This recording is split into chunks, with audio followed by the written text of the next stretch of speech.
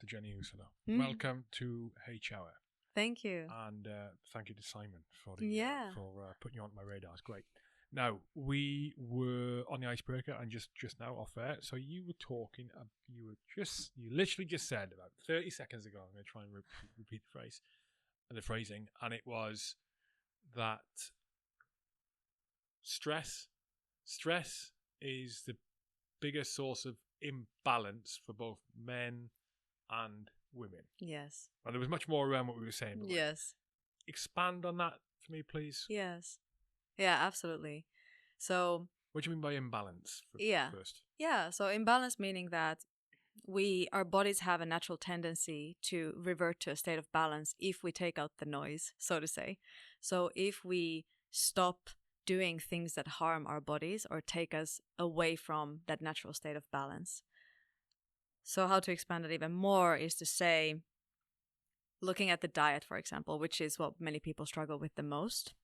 And diet is a major source of stress for our bodies because we are eating out of balance. And it causes a stress for our bodies because it causes inflammation, which then causes the nervous system imbalance to become worse or to go worse. And if you look at an animal in its natural habitat in the forest or nature, they never overeat. And okay, one of the reasons is that like they have to actually look for their food and to catch their prey. But even if there was abundance of food, they don't overeat. And that's because the system that the animal lives with, their own natural state of harmony with their bodies, is a state of balance. You're saying balance. Explain what you mean. Balance of what? Yeah. So in the case of eating, for example, a balance of listening to our body's own signals about hunger and satiety, and to be able to truly listen to what our body needs and live according to those needs. So when I feel that I'm full, I stop eating. Or when I feel that I'm hungry, I'm able to listen to that signal and not push further and further and further until I'm starving and then overeat. So a state of balance is to really just listen what my body needs and the ability to help my body maintain that homeostasis. Mm-hmm.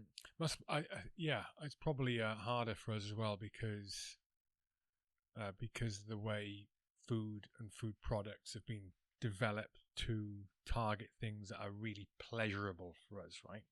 Really delicious. My mouth is salivating right now. I'm not even thinking of a specific food. Just salivating over the thought of delicious food. Yes, it is. So it's harder to maintain that balance. And the curious thing, I was just yesterday with a group of friends, we were talking about this, that in order to stay healthy these days, you almost have to fight the system in some way. You have to fight the urges that the system is creating for you. You're walking on the street, you can smell pizza, you can see advertisements of Krispy Kreme or people eating on the sidewalk. So everything around you is made for you to be overstimulated by these signals to eat or to do something or to buy more.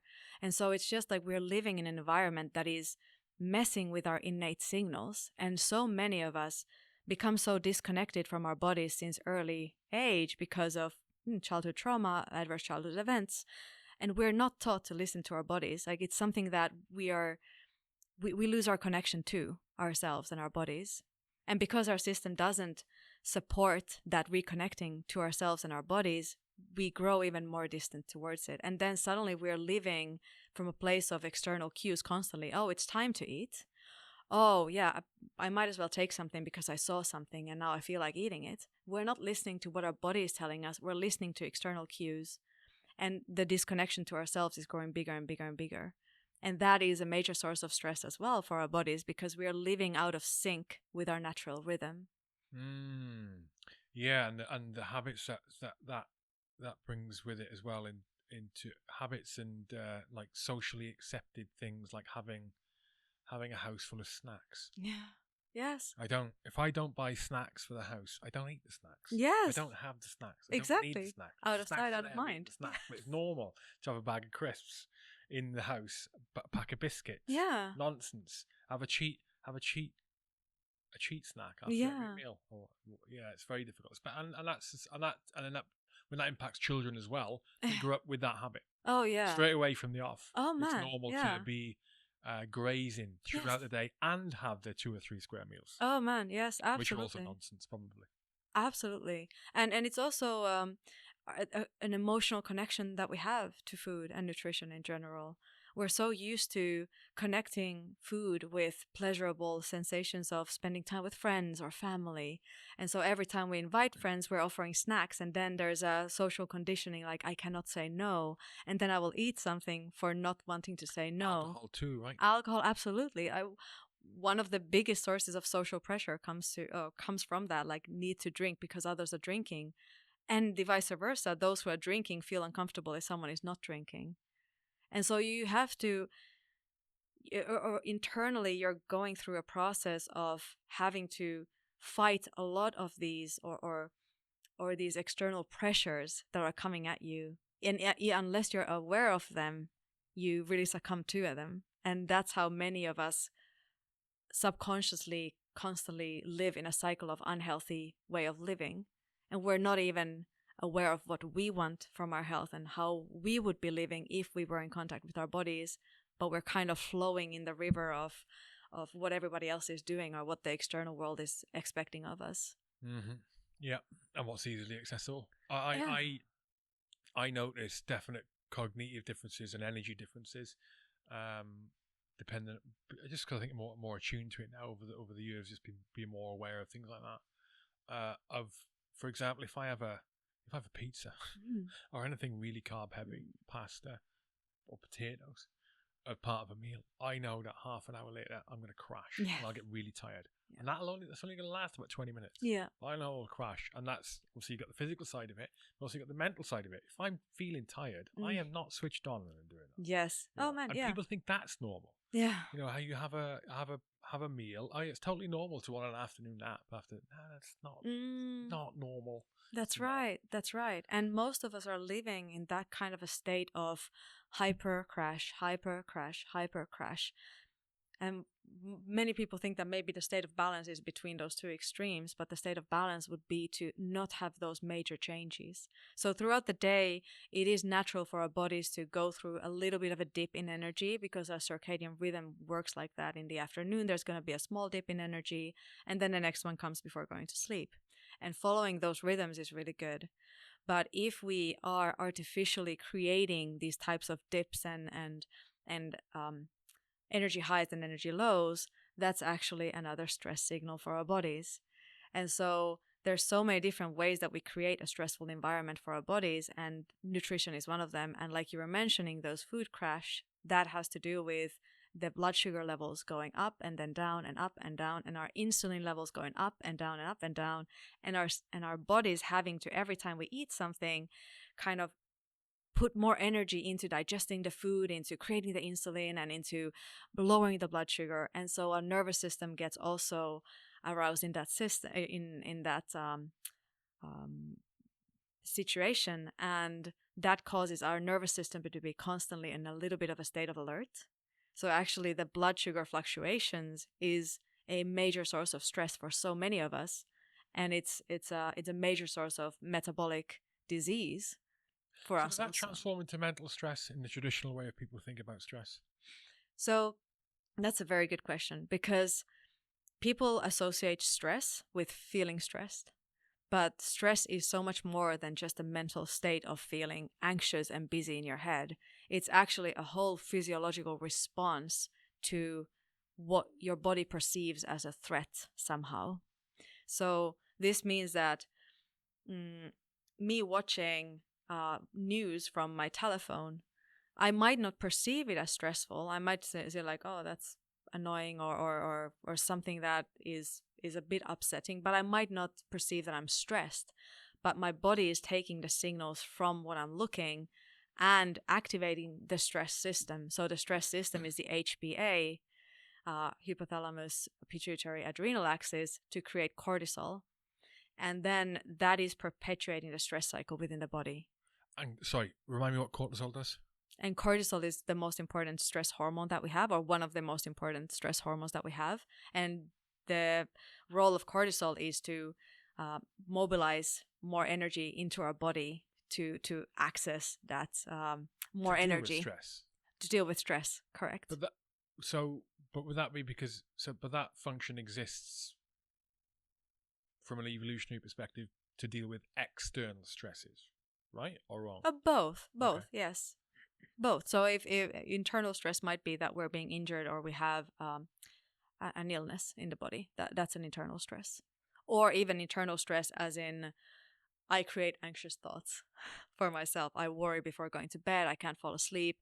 I keep catastrophizing about some things that might be coming, and I'm creating stress for myself through that. But so there's so many different cues for stress, and they can be internal or external, which is like how to also look at how we can minimize stress is the same way that we can do things internally to minimize stress and externally. But the most powerful tool is internal, because that's what we can always affect. We can always affect how we think of a situation, or how we breathe, or how we loosen up our muscles when we're tense. Like we can always affect what's happening inside, because we cannot always affect what's happening on the outside. That's a question. You're from Finland. Yes. How do the dietary habits in general of people in Finland weigh up to the UK? Do you think? They're similar, or are there major differences? There are similarities in a way that more and more people in Finland are now eating processed food than before. And what I see in the UK is there's quite a bit of eating of processed foods. So like understatement of them. Yes. Yeah. Yes. So some of the typical foods, for example, the fish and chips, and in and of itself, usually, unless it's made of like homegrown potatoes or stuff like that, but usually it's like the crisps and chips, and then the sausages, and those are the kinds of foods that are, if you eat them a lot, quite inflammatory for the body. I like to think that sausages and bacon aren't too bad. I think, it's relatively fresh meats, and I love sausages. Well, but there are differences. There I are struggle differences. with the definition of processed food. I struggle with that definition. Like, what's processed food? That's right. And I should say ultra processed food, which is probably worse. So meaning that the more they have been processed to the point that there's a lot of ingredients that are not from whole food sources. So artificial flavorings or preservatives and so on, that's what is seen as more harmful. Because even a pack of bacon has been treated, right, with additives. It is, and yeah, exactly. And unless just you like get it a from bread, a butcher, bread is just get it from a farm. Exactly. Okay. Yeah. So there is definitely a whole variation between what is processed. Like a whole bread can be processed because it is processed. It's grain that's been processed, or then you have a salami that has preservatives that it lasts, a year from now on, and that will be more unhealthy, of course, like more ultra processed. Or then you have on the other end like energy drinks or candy or donuts that will be more ultra processed. I don't know how much you've delved into diet and food sources and stuff. I don't know how deep you've gone into it, but I read a book last year, maybe the year before. I went off the cliff of I need to learn more about diet to understand why I believe these things are better for you and others and blah blah. Yeah. One of the things I read was a book called Grain Brain. Have you heard of this book? I haven't, but I can imagine what it's about. God. Yeah. Basically, grain is the devil. Grain foods are the devil. Yes. And I've read a book because of microinflammation. Yeah. Soy, for example, was just labelled as horrific. For you. Yeah. At scale, horrific. Have you come across anything like that? What's your thoughts on grains in general? Because they're a huge part of diet here in the UK. Yeah. From breakfast cereals to main meals, and also a big part of vegetarian and vegan diets. Yes. Oh man, yes. And very, very important source of fiber and micronutrients. Mm-hmm. So I have read a similar book, or I was reading a little bit of that book, and it's hard to say. For my understanding currently is that many of the research regarding that grain is the devil, or that grains will be very bad, are still insufficient to conclude that will be the case for a majority of people. And when it comes to nutrition, it is such a tricky subject to say anything definitive, because the nutritional studies are very hard to make, and And there's a lot of individual variation, because what is okay for me now might be very different than what is okay to you, depending on how my gut is and how is your gut, what amount of ingredients from the food will be going through the gut lining. So depending on the leakiness of the gut, if my gut is very inflamed, more of substances that is not supposed to go through the gut lining will go through the gut lining and cause an inflammatory response within my body. So a lot to do with what I tolerate and what you tolerate has to do with the conditions of our guts. Mm-hmm. And also of genetics, like what is my predisposition to different types of allergies and allergens within foods. So that has to do with gluten sensitivity or intolerance. For example, someone will be by genetics more intolerant towards gluten and the other one won't be, or milk for that matter. So I cannot say that all gluten is bad. What I can say is, for many people, trying a gluten-free diet might help with their energy levels, because many of us will react negatively to gluten, because many of us will have an imbalance within the gut that causes the gluten to be absorbed in a way that will worsen the inflammation within our bodies. And the more inflamed our bodies are, the more resources will be going towards that inflammation and away from our brain, for example. So brain fog or tiredness can be connected to inflammation within the body. And so I don't know what the story is with the grains. I understand the hypothesis behind it, that the grains have the surface that is meant to protect the grain and that can cause inflammation within the gut. Might be so for some people. And I think it's such a boring response to say you need to find out what works for you. And that is such a difficult thing to say too, because then you're left alone again on how to figure out your own health. But I think that's the only way for us to really know, is to get to know our bodies better, to understand what signals our bodies give when we're out of balance or in balance, and just to explore, to try to do an elimination diet or leave something out, see how you feel, try to reintroduce it. Does it get worse? That's all I can say about that. And when it comes to dietary advice in general, I like to take the advice that I think will suit 90% of people. And that will probably be, and that has the biggest evidence behind it. So whole foods as much as you can. So avoiding ultra processed foods, trying to base your diet on whole foods, eat a variety of foods, eat a lot of fiber, eat a lot of protein, and plenty of health promoting fats. And if you get those right, like if you just do those things, like I think that's going to be 90% of health for you. And then, like once you get those pillars in place, then start to maybe think about the different nuances that might help you, like how to optimize. But first get the main pillars right and then optimize. Because what I see a lot these days is people try to get shortcuts. They want to get the right supplement, or maybe it's the grain, maybe it's the gluten, maybe it's this or milk or that. Like, yes, it could be that, but like you're still eating chips every day. Yeah. So like, or you're eating sugar every day and you're doing like 10 cups of coffee and sugar and everything every day. So like, even if it is the gluten, like you're still gonna feel like crap if you maintain that as a baseline. Like that's not gonna fix it. And I always say to my clients or my patients that no supplement or trick is gonna what's the word in English? It's gonna reverse the negative effects of an unhealthy diet or an unhealthy lifestyle. Yeah, or counteract. Yeah, counteract it. Yeah. Correct. Yeah. Yeah, I know what you mean. A lot of people will, in order to try and improve their diet, the first thing they'll do is to try and add something in. Yeah. Especially with minerals and vitamins are concerned. That's a great thing to do. But yeah. Like you said, you can try and clean up what you're doing, and that will negate the need to go and add, I don't know, magnesium or calcium or whatever else you want to take into your diet. About 4 or 5 years ago, about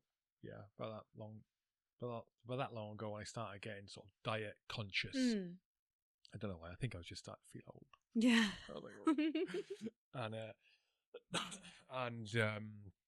I decided to try and eliminate sugar from my diet. I didn't do that. because I was still drinking a lot of alcohol. Yeah. But I eliminated it from my meals. I barely touched it. Yeah. And at the same time, I decided to only eat when I felt hungry. Yeah. And the first one fed into the second. Pardon my pun. First one influenced the second one, because when I stopped eating a lot of sugar, it was sugar and carbs. Yeah. I found that I was waking up in the morning and I wasn't immediately hungry. Yeah. And before I started doing that, I was someone who, if it got to 10 o'clock in the morning and I hadn't eaten, the hunger would be painful. Yes. I was like, oh my God. And I would feel I need energy now. Yeah. And over time, it's got to where I am now, and I intermittent fast. Yeah. I didn't decide to do that. Yeah. That's just how my diet's gone. Yeah. I can get to 5 p.m., 6 p.m., not having eaten. Yeah. I try not to do that because it's not great. Yeah. Not having eaten, but not have the crippling hunger and crippling lack of energy. I don't have it. Yeah. Because my body's changed that way. Yes. Well, that's actually really useful. I don't have to worry about breakfast. Yes. But I found, you talk about finding your own equilibrium, your own right diet that works for you, and it's that I've got to a place now where that works for me. Yeah, it's perfect. Yeah. I predominantly only try and eat. I try and predominantly only eat meat and dairy. Yeah. Or the last at least month or so, most days I've got into this habit of, especially if I've trained hard that day, I'll buy a bar of chocolate. Mm-hmm. I'm just like, oh God, it's like a guilty pleasure almost every day. But apart from that, I'm pretty, and I don't drink alcohol anymore, so I'm pretty rigid with it, and I've fallen into that cycle. But other people, it doesn't work like that. But it took effort to get to that point. Yes. I had to consciously think about, what do I think is good to eat? What do I think is not? And it was a minefield. Yes. The stuff I tried. At one point, I was doing only potatoes. It lasted about 4 days. I got really bored. I don't know why. I think probably at the time I wanted to lose a bit of weight, and I got it really wrong. I got food poisoning, and I cooked potatoes the night before, and I left them out on this kitchen counter. Man. Well, you lost a lot of weight very fast. The next day, I brought them to work. Ate them at lunchtime. Within 45 minutes, I was violently ill. But it was. Oh my God! Yeah. But my point is, I tried all these different things, and some of them were wildly wrong. Some of them are completely impractical and not sustainable. Yes. The potato diet. Yeah. There's no way I'd still be doing the potato diet for you. No. But I get your point. It's really difficult. Yeah.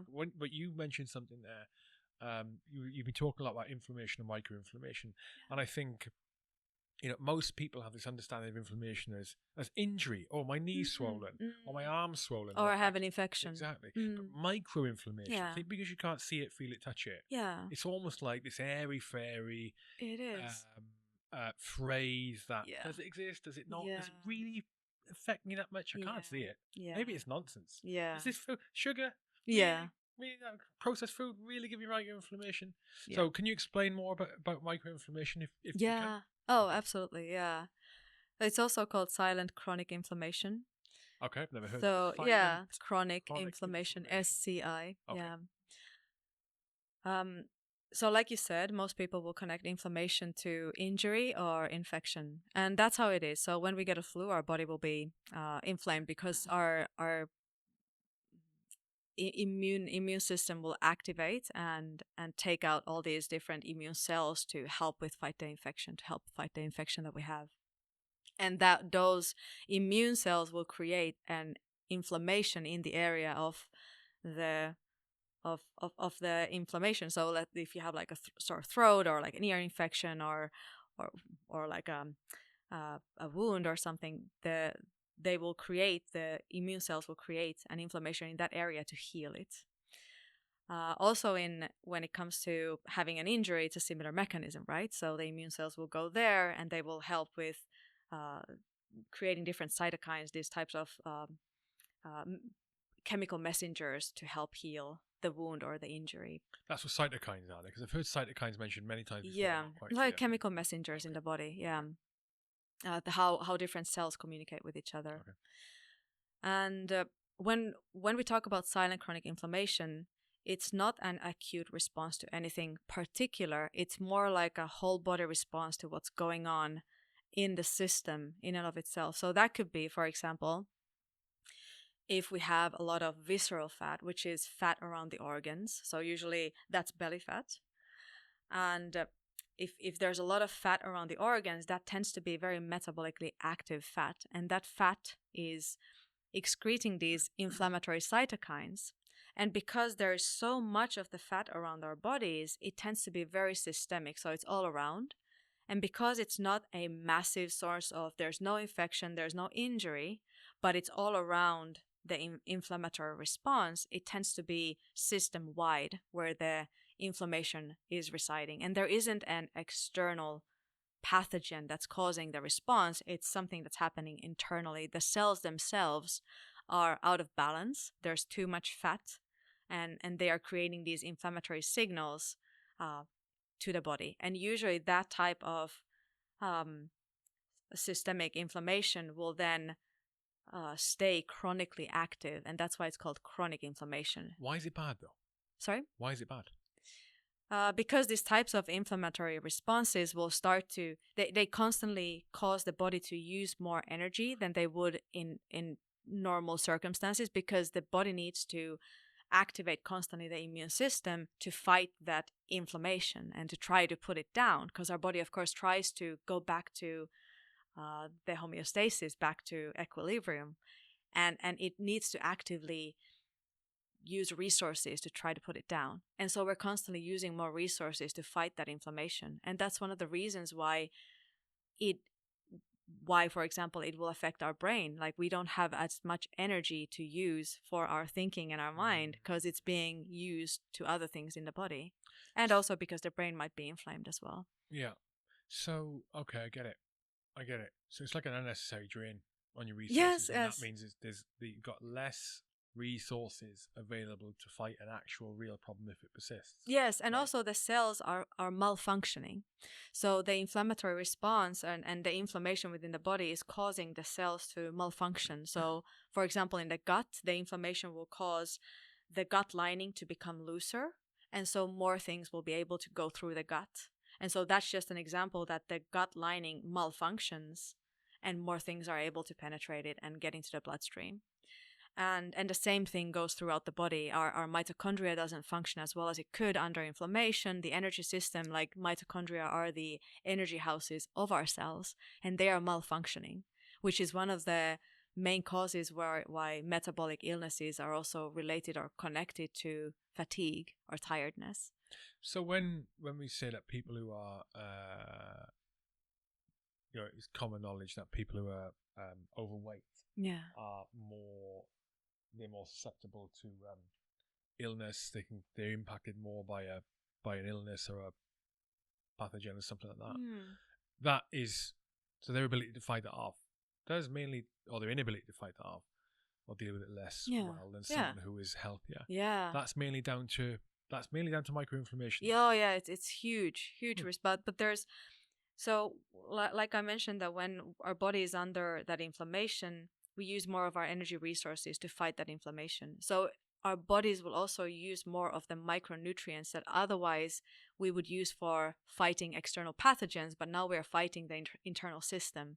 And so we're more susceptible to taking those external pathogens because we don't have the necessary system to fight the external pathogens. But there's also so many other reasons for that. So it's also like our blood pressure is not as functioning as it could be. We could have too high blood pressure. Our blood sugar is not regulated as well as it could be, so that makes us more susceptible to certain types of pathogens.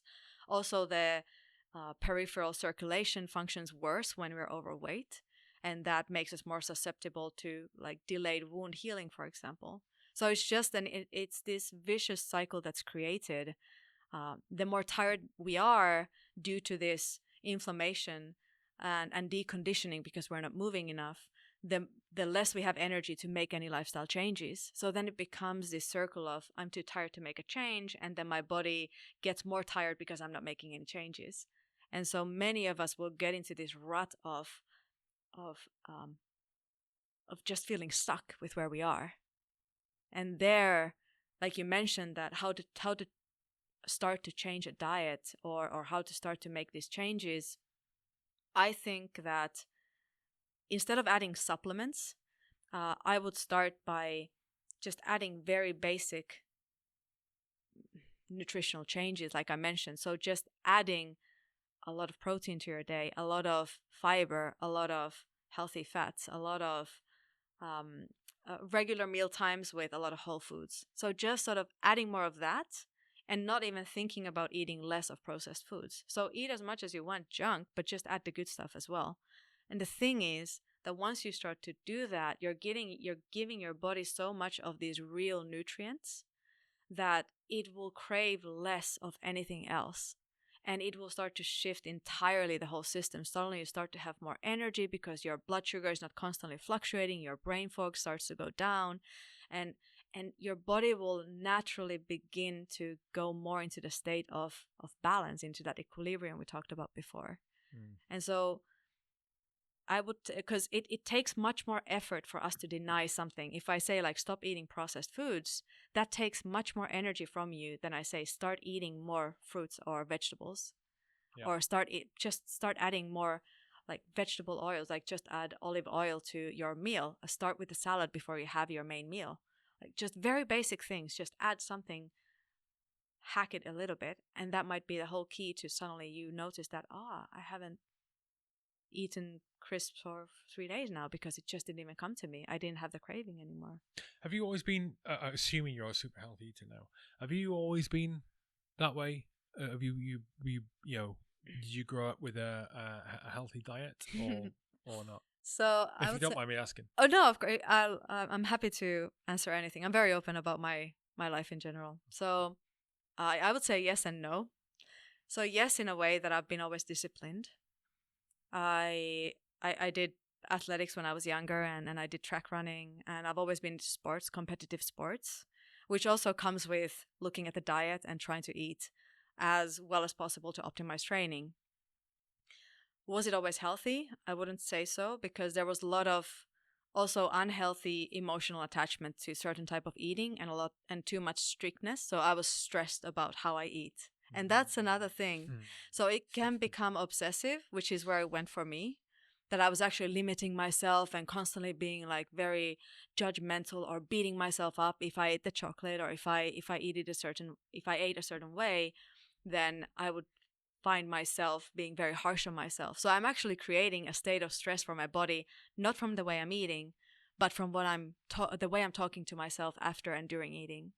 The way I'm eating in a rush, or while I'm going from one place to another, I'm putting something into my mouth very quickly. So I'm in a constant state of stress with myself. I'm drinking too much coffee, which is maintaining a state of stress within my body.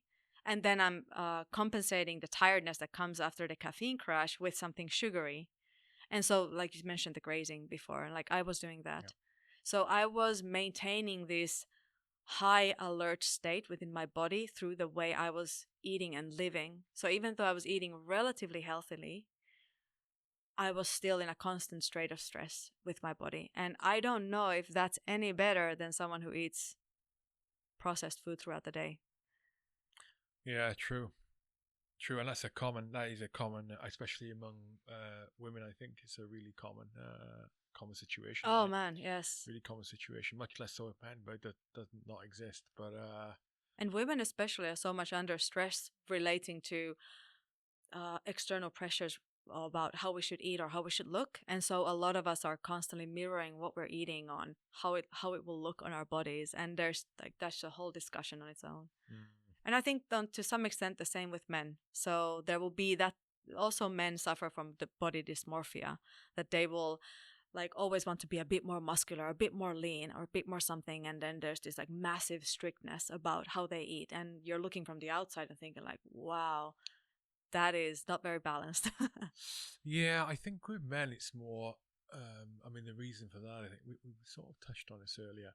I think the reason for that is, in fact, we were going to touch on this, but we didn't, is that because of a lack of understanding and awareness of themselves emotionally, mentally, the capabilities, the areas for improvement, I think that a lot of guys, they see flaws in themselves, think there's a flaw in themselves, and they go to the easiest thing, the simplest thing they think that they can immediately influence, Yes. and that is physical appearance. The sense Physical of control. appearance. Yes. You know, gym guy. I say gym guys. I'm a gym guy. Yeah. But gym queens and on the steroids, and then they're getting beauty procedures. Oh man, yeah. And all these things. I think a lot of the time it is a counteract for the fact that they don't understand themselves. You were talking earlier. I can't remember if it was on the icebreaker or the start of this podcast. How did we get onto it? It was about intimacy. Like you mentioned, let's get onto that. Yes, let's talk about sure. Okay, Let's talk about we can come back to the diet. Yes. So, what was the name of the book that you mentioned on the icebreaker? Mm-hmm. Transformation through intimacy. Transformation through intimacy. Okay, right now the guys listening to this podcast are going, "Oh, I don't like this bit." I know. Okay, we're going to talk about this bit. Yes. And there's transformation through intimacy, and that is, if I remember you saying, in essence, it's basically improving yourself, how to improve yourself as an individual, man or woman, through intimacy with your partner. Yeah. Right? Yes. My God, it's just got even fluffier for the guys listening. Sorry. Now, for blokes, for guys, there is a conundrum here. Okay, there's two conundrums I see, and so where you're talking about men being more emotionally aware, being more emotionally outgoing, and paying more attention to their own emotions, and so there's one from the military perspective. Now there's risk associated with opening yourself up emotionally if you're in the military, because of obviously the extreme stressful things you go through, and people will argue that it can make the operational effectiveness of a unit less effective if everyone's a degree or so higher in terms of emotional understanding, right? Then the other side to it is just men in general. This is certainly from my own experience. Now, I think off air we were talking. I got to a point in my life where I was extremely emotionally closed off. I found it really hard to express emotions. Found it really hard to feel emotions for a long period of time. Yeah. And that wouldn't change in extreme situations. Extreme situations would get worse, and I would completely shut off, robot-like, deal with the situation, crack on. Yeah. And I was definitely at a point where that was an issue, because I knew that it wasn't. There were social situations and relationship situations where you absolutely should and could, and you should express emotions, positive or negative in certain situations. I wasn't doing that. Yeah. And I didn't want to. I didn't want to address that. Yeah. And the reason I didn't want to address it is because I felt like addressing my inability to be intimate, or my ability to understand my own emotions or express emotions, I felt like that would degrade my ability to deal with life-threatening situations if they arose. Yeah. I felt like, okay, I know I can deal with life-threatening situations really well. Yeah. But if I open this door to all the emotion, the door I used to have open, but was shut off at a point in my life. If I open these doors to emotion, then that could mean that in a life-threatening situation, I'm not in the fight mode. Yeah. I'm in the You're flight too loose. mode when I shouldn't be. Yes. Or I'm in the freeze mode when I shouldn't be. Yeah. That's where I am. And I understand it very differently now. I swung those doors open. It was not a nice experience at the time, but I am where I am now, and I know that I'm no different. But what I know is I'm a better person for it. I understand myself a lot more. I feel like I'm a better partner. I feel like I'm a better dad. I feel like I'm a better friend. So you brought up two so important things here. So one was, you said I wasn't feeling, I was closing myself off the negative things, but also the positive things.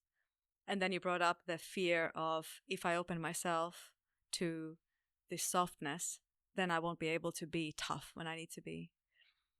And like, those are so important points, because I think that those are the single biggest pain points and fears for people to do with self-compassion. Like when you say the word self-compassion, people will be like, oh my God, like, don't, like, do I need to just look into the mirror and say how I love myself and blah, blah, blah. And then there's the association of like becoming somehow a softie and losing the edge, or losing your sharpness and your ability to manage or be masculine. Like you would be somehow emasculated if you become a person who emotionally opens up. And the way I look at it is like both work, and I'm going to explain what I mean by the compassionate way working as well. But the harsh way works, you know. So the part where you shut off from emotions, you are reactive and work from a place of reactivity and action when you need to be action, when you need to react to something, external threat or internal threat.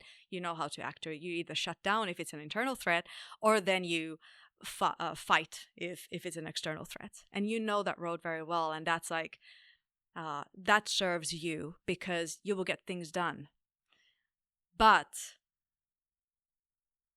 I think the biggest question there is, what is the price of it? Like, you are getting things done, but what is the price of it? And I think more and more men are starting to realize, after doing that road for enough time, that the price is, well, for many it's their mental health. It's the price of not being present to their children, or being a very tough father and losing connection to their child, or being a shutdown partner and losing connection to their wife or their partner, and feeling isolated and alone and desperate in a sense that I am alone in this world and nobody understands me.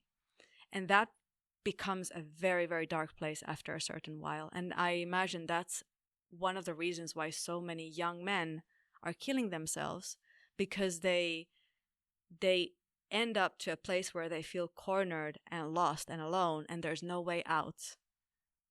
And there's always a way out. There's always a way out, but it's so painful, and they think that they're so alone in trying to get out of there that it feels like it's more relieving to just check out instead of go towards that pain.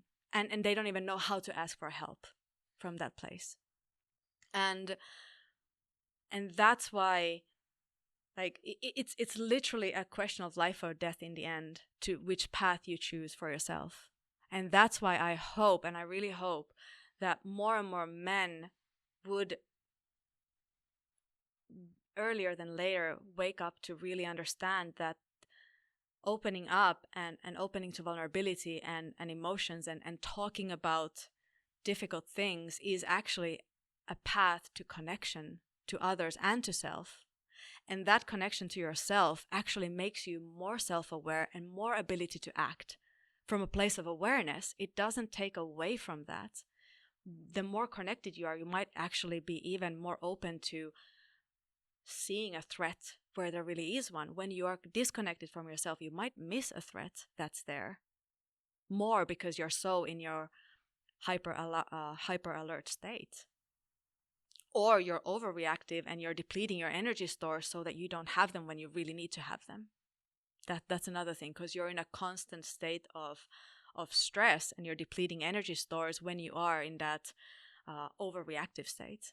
But when you get to a place of befriending yourself and being in a place of balance and connection with others and yourself, you get to rest in between. And when you need to act, you can mobilize all the stores you need to act. And the price of losing connection to self and others isn't there. So when you start to practice compassion towards yourself and others, the path, the end point is endless connection and intimacy, which we all actually crave, because it's what we are made for as humans, to connect with others. We are social animals. And so it's a very innate craving to feel connected to others. And I think that's why Army, for example, will give that for many guys, especially for many who have been in dysfunctional families as growing up. They go into the Army and suddenly they feel they belong. And so it's a sense of belonging they get. But then there's the other negative aspects of Army or war that actually will then re-traumatize them. And so they need to find their way back into connection with themselves from a more healthy place. That what is not uniting is war and fighting, but what's uniting is things that matter, like what are your life goals, what do you want from your life, and what do you want from your friendships and connection to family. Being part of a tribe, isn't it? I'm just going to move this microphone 1 second, sorry. Mm-hmm. It's Thank you. it's yeah, I know what you mean. It's like being part of a tribe, isn't it? And from the military aspect, and I think it's these days it's more needed than ever. Like, not more needed. It has more of an impact on an individual, a man or a woman, who joins a military example or some other organization. The impact it is much bigger than it would have been previously, because I think, society these days is much more disconnected than it was 30 or 40 years ago. Yes. And it's onto your point there about guys leaving and still being shut down, and it's one of the reasons why they end up going into. I had a guest on a couple of episodes ago, and he left the military. He ended up in a motorcycle club, but one of the 1%ers. So one of the not great motorcycle clubs, and a bunch of other things. He was like to be part of something a little bit unique, a little bit special, a brotherhood, in inverted commas. I had this place, an understanding of your position in the social hierarchy, a clear understanding of what's expected of you, clear understanding of what is bad if you do it, but didn't work out too well for him, and he's got to a position now where he described it himself as a spiritual awakening. But he says, he made the point, I don't mean like spiritual and airy-fairy means. I've got to a point now, right? He seems to understand himself more and knows what makes him tick. And understanding himself more and knowing what makes him tick, it's actually taking him away from that stuff to like a more wholesome, more fulfilling life, which is just better for society and better for him. And sustainable long term, mentally and in the real world. I think the sort of a beautiful coaching question is, where do you want to be in 10 years or 20 years? Like, where do you want to be with yourself? And if you answer that I want to have a family, I want to be in a relationship or a marriage, I want to have friends around me, then are you acting in that way to take you to that place then? Like, where do you see the way you are right now? Where is it taking you? Is it taking you towards connection or away from it? But no, who's going to answer that though? Who's going to answer that way? They won't answer that way. If they're going to answer, it'll be to do with job and money. Mainly. Well, I want to be a homeowner. And I want to be in this position at work. It's very rarely to do with emotions or relationships. That's right. That's right. And that's why I think with men, you need to do a little bit more digging with, okay, so you want to have a home. Why? How do you want to feel? Like, what is it you're looking for? Are you looking for safety? Are you looking for comfort with your partner? Are you looking to have a good time with your partner? Like, be more general on what is it you're targeting? What is it you're going towards? If you mean success, what does that mean for you? How are you feeling? Are you feeling stressed and like, do you want to be burnt out and successful, have $1 million, but be depressed and anxious and not sleeping at night? Or do you want to have $1 million and feel content and connected with good friends, have a good time? And if you want to have the latter, what are you doing right now to take you towards that state of being? And again, like talking about these things, like how people often still connect, like we need to be constantly striving and achieving in order to get to a certain point. And to a certain point, that's also true. We need to do things in order to get things and to receive things and to get somewhere.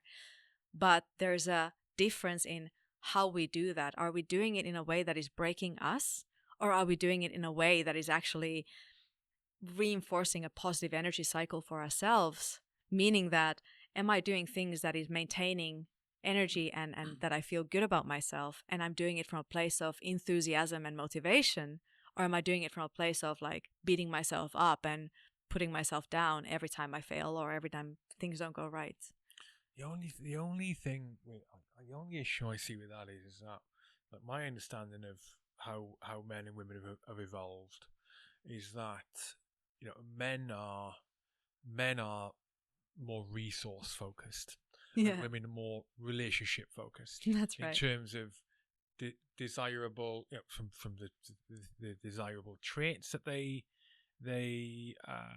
exhibit or have, to what their efforts should go towards to cultivate. Men, resources. Women, relationships. Yes, that's right. And so, and I don't disagree with what you're saying in terms of the benefits of it. It almost seems like a really difficult thing to try and achieve for men because of how our brains are wired.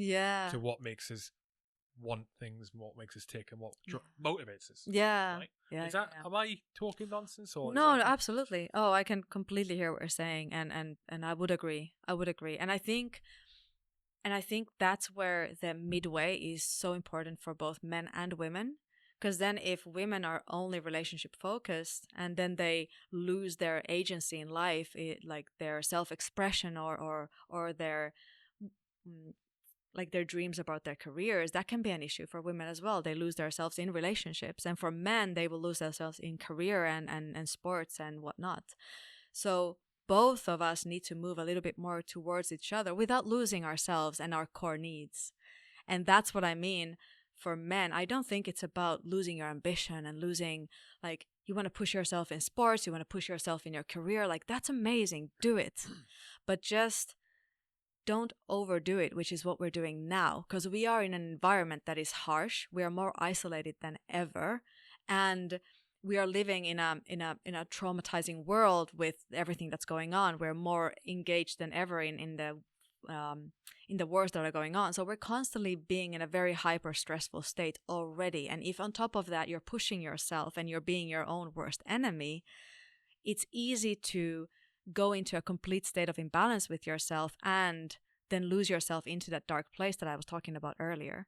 So it's not about losing all of that. It's just finding a little bit more of that balance towards understanding what is it you want from your life and yourself, and how do you want to feel in your life in the future or now, and what can you do to find a bit more balance in that. What about the flip side there, where women are concerned and there's more and more social pressure to suggest that women should all want to strive and succeed in the same way as men do in business, and more and more, and I think there's probably an increase in women who are unnecessarily made to feel like they're bad if they would rather focus on family, would rather focus on and not focus on career. And I'm not saying it's a bad thing to focus on those things. There are male and female differences. Right? What do you think about that side? It's difficult. This is such a complex topic. Oh man. I think it's impossible to talk about this without stepping on someone's toes. But name a topic that is exactly that's very true. But for me, I think that equality and this sort of striving for equality, there's a lot of good in it, meaning that it has brought the availability for so many women who are driven to be able to step into that force and to really push themselves career-wise. But I think that it has gone to the one extreme for the sake of finding a balance. So because we have been in one extreme for decades or hundreds of years, and now we have gone a little bit too much to the other extreme. And I think the balance is going to be somewhere between those two. And I think that's the benefit of the extreme that we tend to be now. And the feminist movement, for example, for the way I'm observing it, is that there's oftentimes there is a tendency to go too much to the other extreme, where you're pushing women or women are pushing themselves to match themselves with men. And that's it's a funny baseline, because we're thinking that somehow where men are is the standard. Is that where we should be? Like, why do we as women think that where men are, we should be there? Why don't we think that we as women embody some qualities that more men should maybe gravitate towards that as well? And there are qualities in men that we should gravitate towards as well. And like, why isn't there a balance between those two? And I think that's harmful because for women, we are cyclic beings, right? So we have periods every month, and that means that our bodies are living in a cycle every month. And whereas men don't have that cycle, or it's like a 24-hour cycle, the way your hormones are fluctuating throughout the day. So our needs are very different, even on a hormonal and biological level. And like you said, our brains are wired differently to have different needs. So why don't we respect those needs? And really just embody those. And there will be women who will be more masculine energy, and there will be more men, some men who will be more feminine energy, and that's perfectly fine. But not try to put everyone into a certain type of mold that is based on where men are right now, or certain type of stereotype. Yeah, I really like where we are now. We as in humans, you know, in that. I think that, you know, anybody who wants to try and do anything within reason is able to go and try and do something if they want to. Yeah. Male, female, short, tall, you know, fat, thin. Yeah. Different cultures, yeah, whatever. Exactly. But I do feel like the unfortunate, to your point, we've gone a little bit too far to the feminist movement in some aspects has gone a little bit too far in trying to balance things out, in that they set an unachievable target of 50-50 representation across the board and everything. And the reason that's bad is I feel like that really devalues everything women do and great at and have achieved over the years. It really devalues it. Yeah. It says that, and it takes away it does not highlight the advantage and the importance of the fact that we're both different. Yes. And You know, if women were different to men, the world would be a problem. Yeah. You need men need women like women need men. Yes. I think Correct, it's really, really good place right now. But anyway, so coming off that a minute. Sorry, I didn't mean to get after that. Hormonal differences, men and women, and the cycles and the dietary differences. So I know that you in fact, describe what you're working on at the moment. Yeah. You've got a startup. Tell me about your startup. Yes. Okay, So what are you doing? Yeah, so it's a startup that is aiming to help women understand their changing bodies better. So between the years of 30 to 50, women start to go through hormonal changes that most of us are unaware of because it's not talked about enough.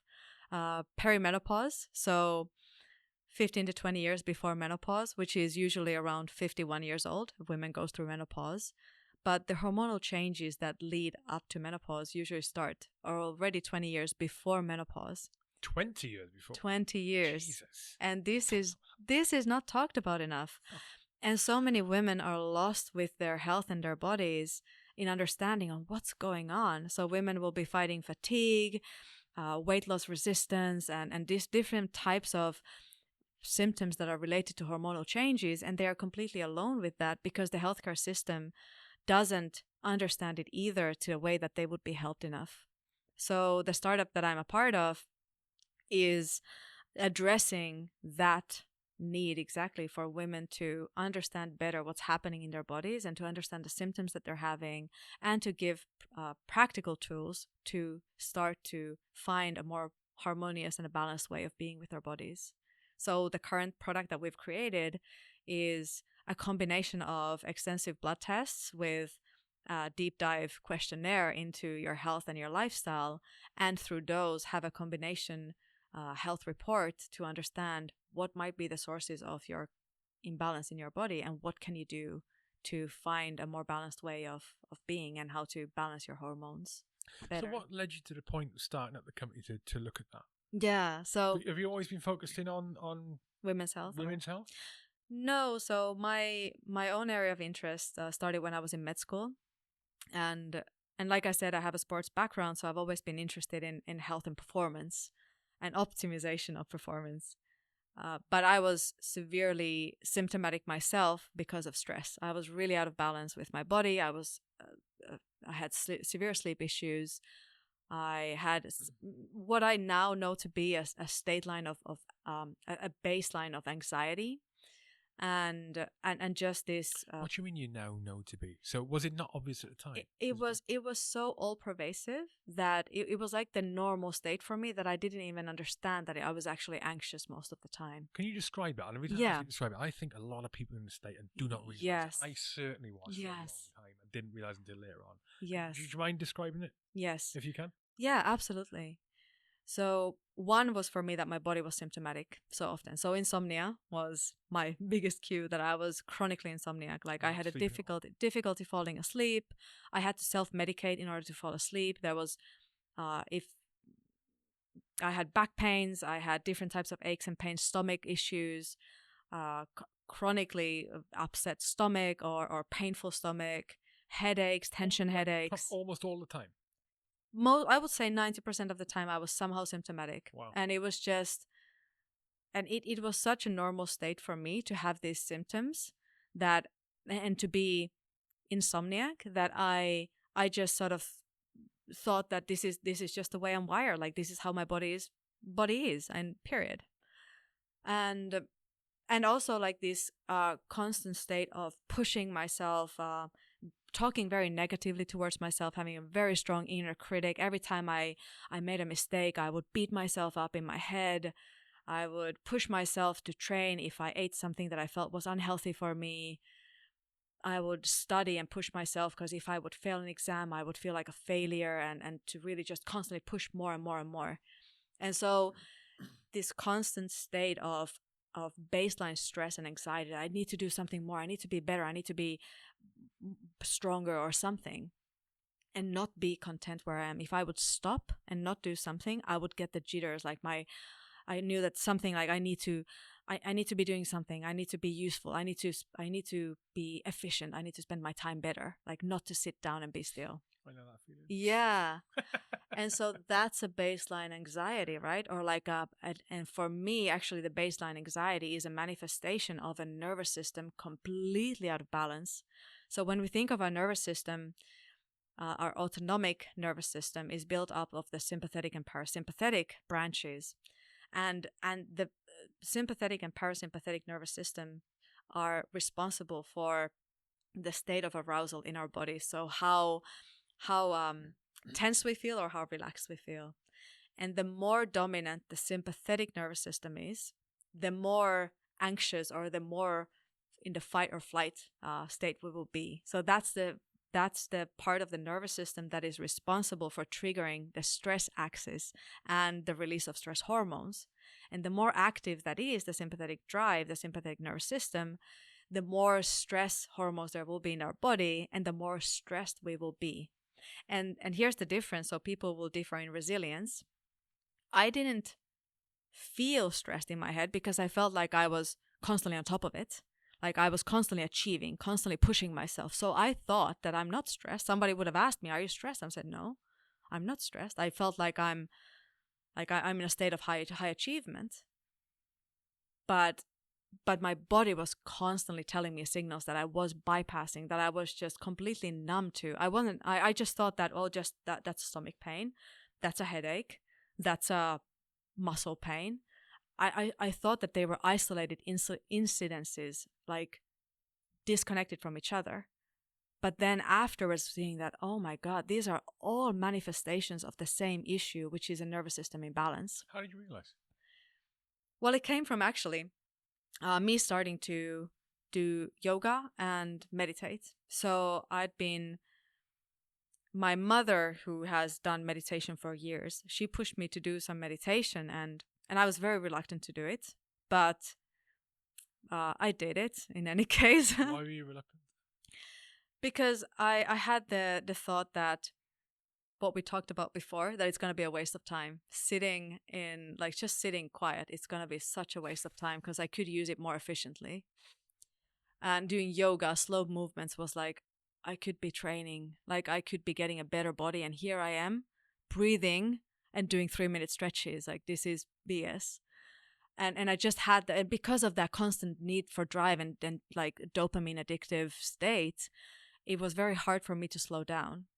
But that's exactly what I most needed. And that's like a good cue for me now. If I feel very resistant towards something, usually there's something there that I might actually need. Because then it's almost like an addictive behavior trying to keep me away from something that I actually need for myself. And now I'm very, very sensitive to noticing if I'm very reluctant or if I'm getting triggered by something a lot. I will usually turn in to see like, oh, what's that resistance about? What is this reluctance about? Yeah. And see if there's something within me that I need to look at. I use meditation as an indicator of stress now. Yeah. I brought it in to try and deal with stress. Again, I was reluctant to do it. Like, what you mean I'm going to do nothing for 3 hours? This is nonsense. Yes. Right? But now I find it an indicator of stress. And when the place I meditate now is in the sauna. Yeah. I want to do 20 minutes and I'll close my eyes. Yeah. I'll sit in a decent posture and I'll count. And I'll try and count in seconds to 1200, 20 minutes. An indicator of how stressed I am, even if I don't feel it, but like, what's the word? So subconsciously stressed is how fast I find, how quickly it comes upon me that I find it hard. Yes. And how quickly I'm trying to find excuses in my brain to get out. Not do it, yes. So I'll go in and I'll look at the clock and go, fine, it's 20 minutes. Yeah. There's no reason to leave. You don't need to. You've got plenty of time after to go and do whatever you need to do after. I'll get in there. And sometimes 6 minutes in, 7 minutes in, and my brain's going, you could do with leaving earlier. Or I want to break the posture, or I'll struggle counting. Yeah. And I know. And sometimes, even though I know, I cannot overcome it. Yeah. And I'll do 10 minutes, I'll do 15 minutes. I haven't done the 20. I'm like, oh my God, and I'll get out. And I won't be disappointed. Yeah. I won't be like, you failed that. Because I went in the first place. Yeah. I did something. Yes. I'll come out and think, you are stressed. Yes. That is how. And it's the only indicator I've got. But that's such a good indicator. It is.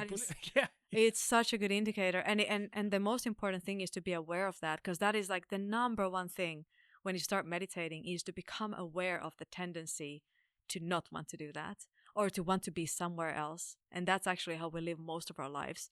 We're thinking about the past or planning about the future, and rarely are we engaged in what's here now. I tell you what else it is with the sauna as well. It's not just the ability to focus on the counting. It's also my ability to cope with discomfort. Yes. Oh, 100%. So when I'm really stressed, I find the heat just oppressive. Yeah. When I'm yes relaxed, I do the 20 minutes and go, nothing. That's right. Nothing. And that's exactly the state of imbalance. So when you are in that sympathetic drive state, you are much more hyper focused on what's happening in the surroundings. Your body is like ready to fight or flight.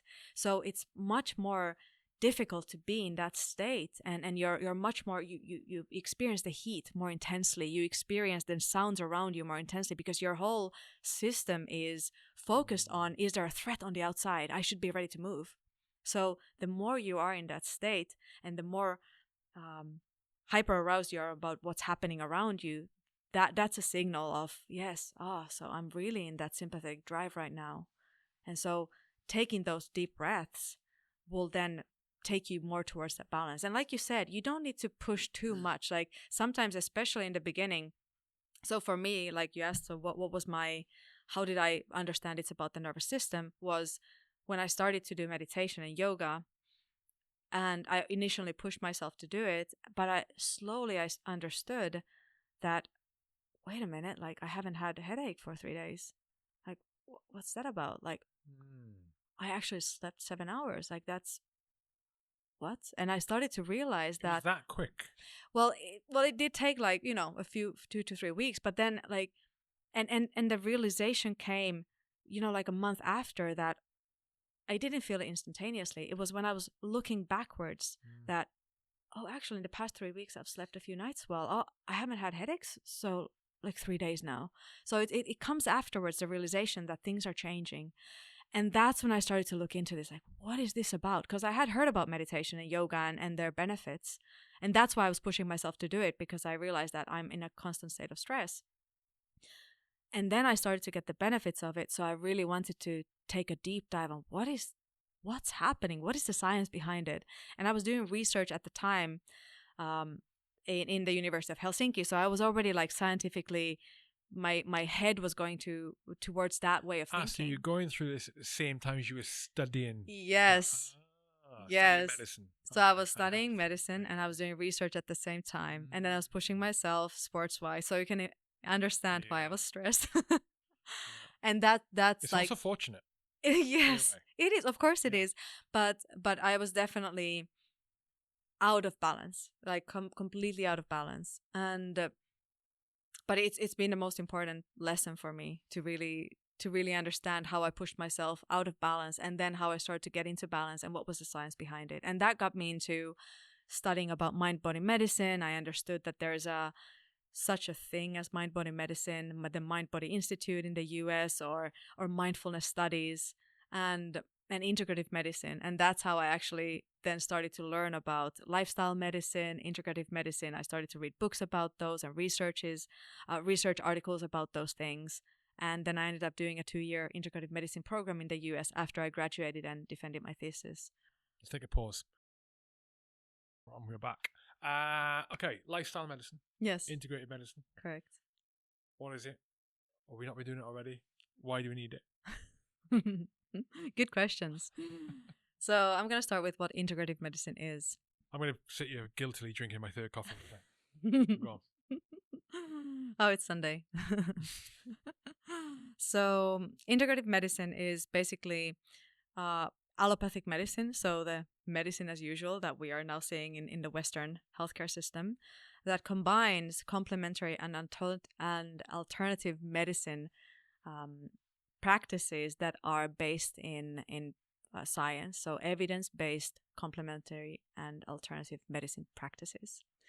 This means that we are integrating both the conventional system, the allopathic system, to the more alternative system in an evidence-based manner. So we are combining, for example, use of supplements or mind-body therapies into healing of illnesses or root cause healing for different illnesses. Mind-body therapy, meditation would be an example. Meditation is an example. Yoga, acupuncture, different types of practices. Acupuncture is a mind-body therapy? Yes. Is it? Yeah. Okay, I've never tried it. Okay. Yeah, yeah. It's because acupuncture is thought to be balancing the nervous system, at least the way that we think of it from the Western perspective. We're looking at it from a place of balancing the imbalance of sympathetic and parasympathetic drives. So when we go to acupuncture, we are lowering the effect or emphasis of sympathetic nervous system, and the parasympathetic, the rest and digest system, gets more activated. So we're actually bringing forth the relaxation response within the body. My knowledge of acupuncture is zero. So can you explain to me how it works? Yeah, so At a high level. Yeah.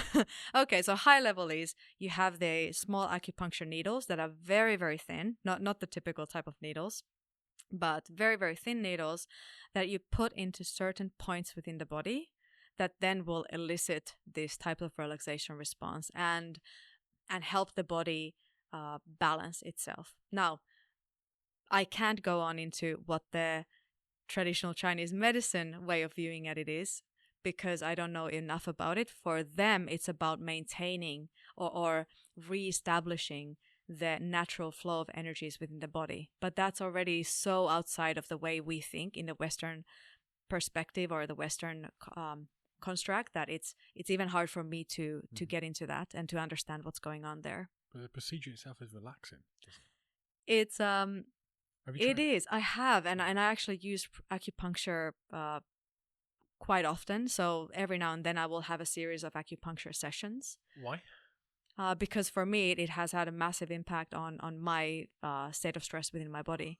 To, for example, improve my sleep or to improve chronic pain that I used to have in my back. Okay. So it's been like a practice that I have combined with other mind-body practices that have worked for me to help me get into a better place of balance with my body. So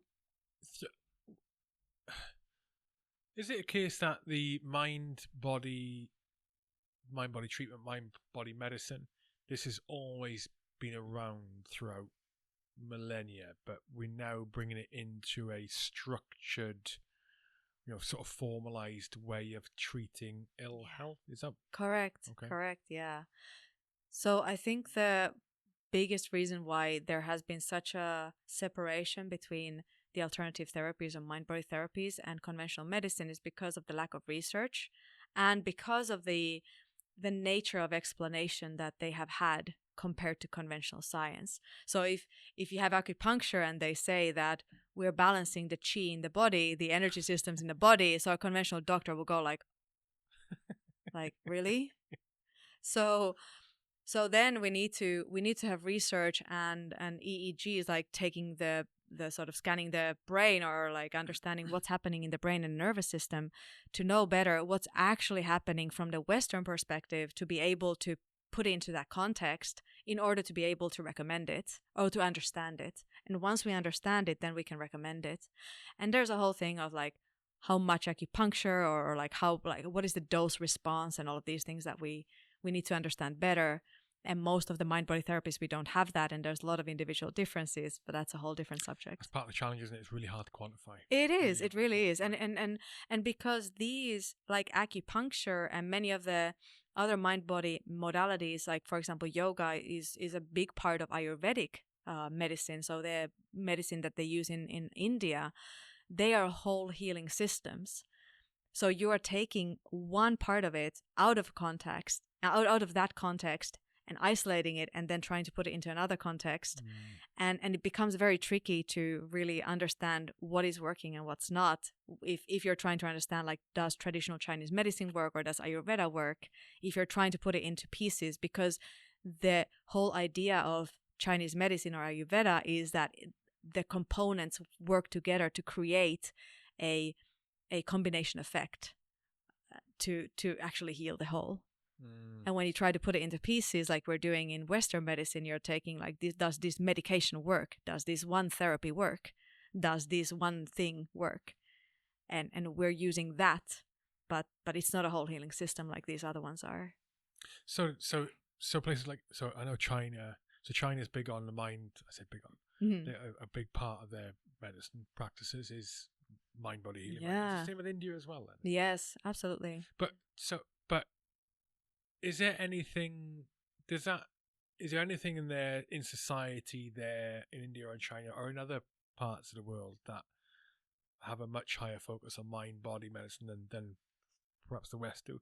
Is there anything in society there which is a vast improvement on what we've got because of maybe the mind-body focus? Yeah.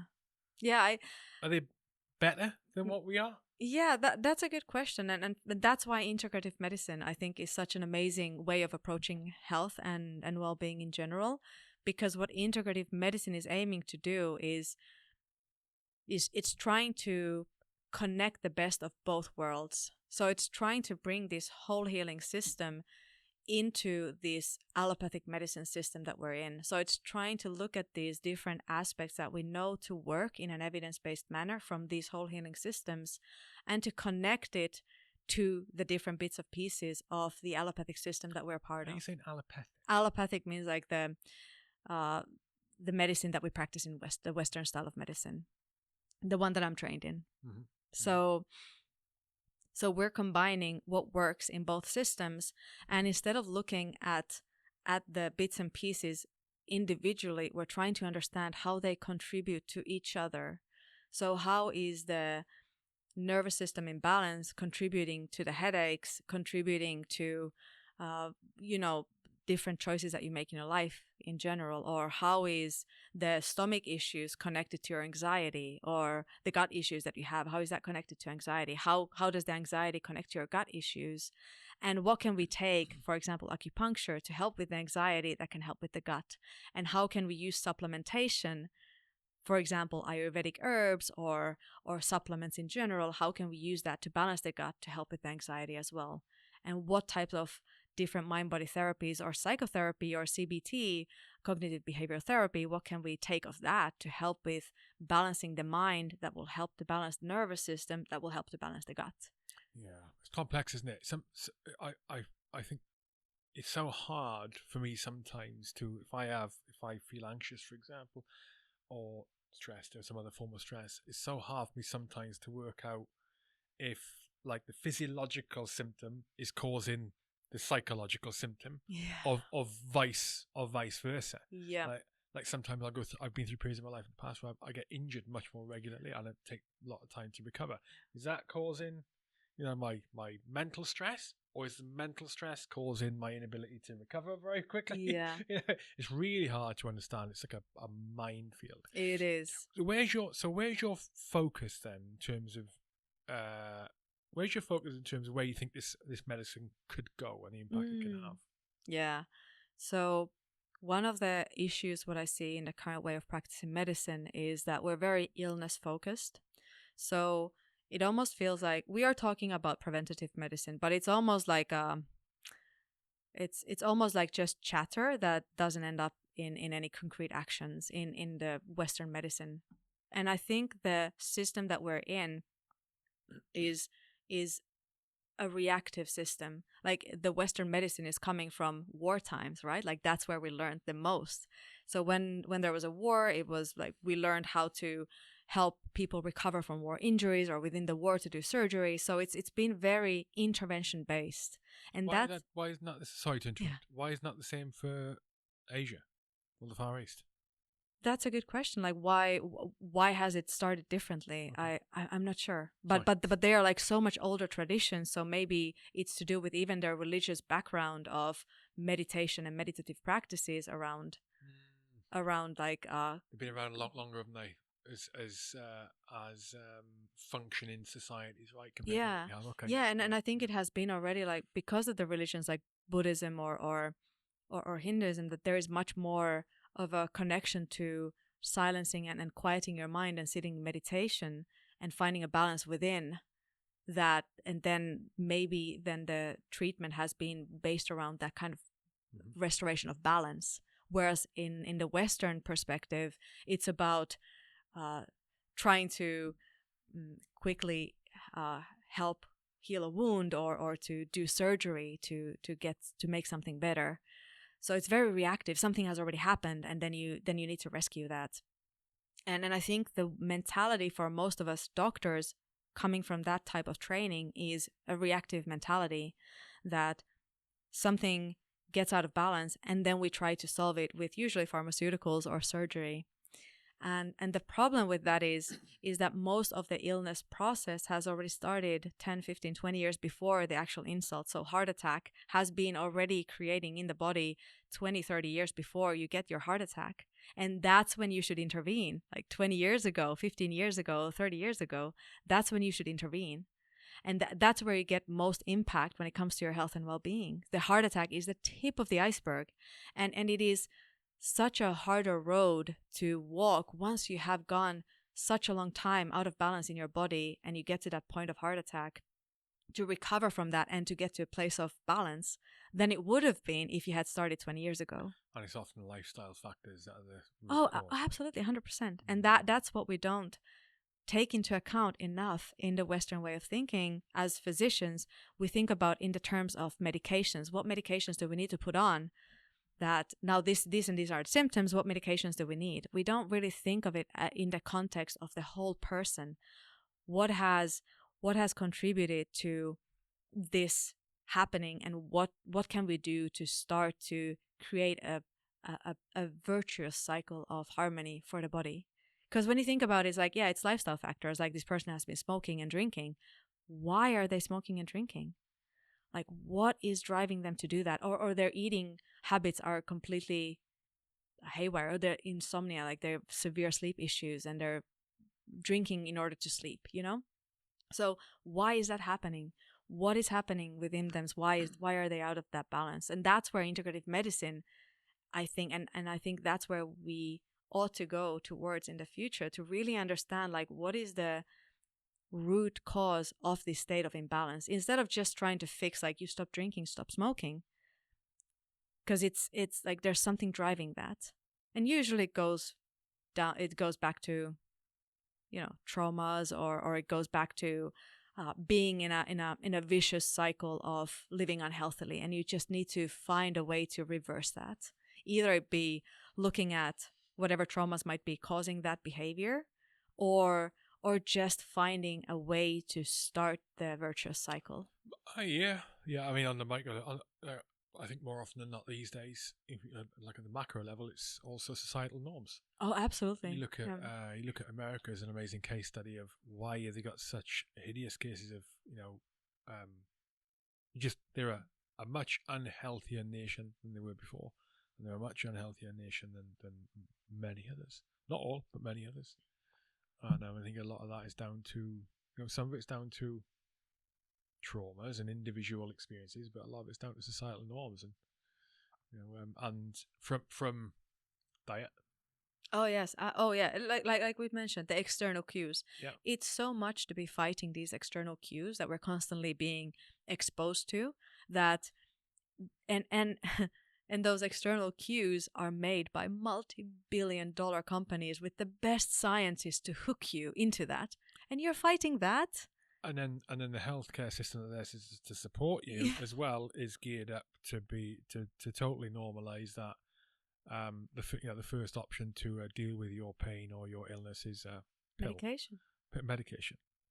Crazy. It is crazy. It's like everything's set up against it, and many other countries are the same. I pick on America because I think they're the furthest down the road.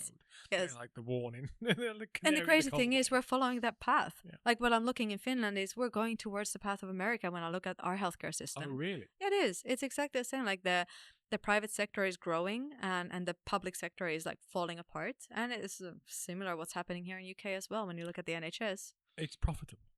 It's not that profitable. Preventative medicine is not as profitable as reactive. 100%, 100%, and that's a conversation of its own. It's like we cannot go there. It's a depressing conversation. It is, but can be completely countered by individual knowledge, individual sovereignty. And, yes. Oh man, yes. Like if I love this sort of small activist part within me. Is like, if you really want to fight the system, is like get healthy. Start taking care of yourself and get healthy. Yeah. Like that's the best way to fight the system. Yeah, exactly. I'm surprised you said that about Finland. See, my knowledge of that whole part of the world. When I think about Europe, well, I'm just like I said, I've just come back from France. I was in Annecy. I didn't have a clue where I was in the world. I know where France is on the map. I couldn't point to Annecy. I find that a bit embarrassing. I'm ex-military. Like, okay, yeah, I know map reading. I'm great with I know where I am. I know where I am in the middle of a battle, but not if I'm jumping on a plane to Geneva and then And that whole part of the world is a black hole of knowledge to me in terms of geography. But when I think of Scandinavian countries and places like Finland as well, I consider myself to be like what we think Americans are like. Like Americans are great at knowing America. You ask them to point out Wales on a map, they wouldn't have a clue. Point out Iraq on a map. Point out Ukraine on a map. They wouldn't have a clue. Yeah. And I thought, that's how I feel when it comes to. I mean, I also look at it in this sort of this stereotype mindset of Scandinavian countries. Finland is Scandinavia, right? Yes. Scandinavian countries are all Nordic, super healthy. Yeah. They're all super healthy. They're super happy, beautiful countryside, and they've got great progressive governments, and it's a better place to live. Yeah. Maybe not. I think it's like maybe the 4th or 5th year in a row that we are officially the happiest nation in the world. And like, how do you measure that? It's some questionnaire that's like a certain amount of population fills in, and it bewilders me every time. It's I look and every single Finn I ever talk to, we're all going like who is answering these questions? Like, what's going on here? How can we? Because we have the shock that everyone else is more miserable than you. Yeah, and we have high rates of alcoholism, and we have high suicide rates, and everybody's like, we have the highest rates, and like at least this was a few years ago, of overdoses in under 25-year-olds, and that says a lot, because the youth is the highest rates of overdoses. Where in the world? Some of the in Europe, I think it was, or EU. Highest rates of overdoses. As in deliberate overdoses? No, as in accidental and deaths. Yeah. I'm really surprised by that, again, because that image I have of places like Finland. Oh yeah, and we've had one of the best education systems. I feel like you're more responsible and better living. And I think we have been that, but there's something that's happening, and it's slowly crumbling, and it almost feels like we are missing it. Like when I'm reading the newspapers and talking to colleagues in the healthcare system, like everybody's seeing something's happening, but we don't know like what's really going on? Why is the youth feeling so, like, what's going on that their mental health is so bad currently, or why are the suicide rates high, or alcoholism? Like, we have some clue, but it's What's just the clue? well, probably it has a lot to do with the history we have in general, and just transgenerational trauma and history to connect it to. Can you elaborate on that? You mind elaborating on that? Yeah. So, well, one of the theories is related to Russian occupation and the traumas that come from there, and just the alcoholism that has come from dealing with these types of traumas that have come from that occupation, that Finland has been under occupation and under oppression for longer periods of time, compared to, for example, Sweden, that is next to us. And it's probably also to do with just the national mentality. So it's much more acceptable in our culture to drink a lot, and it's just a part of the culture in and of itself. Nowadays less, but it's still there. And probably the way we are as people more emotionally shut off, and then we go back to the problems that come with the inability to express emotions, that then you internalize those emotions that should come out, you internalize them, and it becomes violence towards self, which is alcoholism or self-abuse through different ways. But like, addiction in general is usually related to some sort of imbalance with how you are with yourself, right? Fascinating. Yeah. So many factors. These are just the things that came to mind now. Probably there's no, so much more. it's totally fine. Just I put you on the spot there, but it's really interesting. Yeah, it cultural and national and cultural differences, and the way they impact the societies in those countries or those areas really fascinates me. And it's massive impact. Really fascinates me. And those will epigenetically then affect how our genes are being expressed. So there's the alcoholism gene that makes you more prone to alcoholism, and that will then go from generation to generation. Yeah.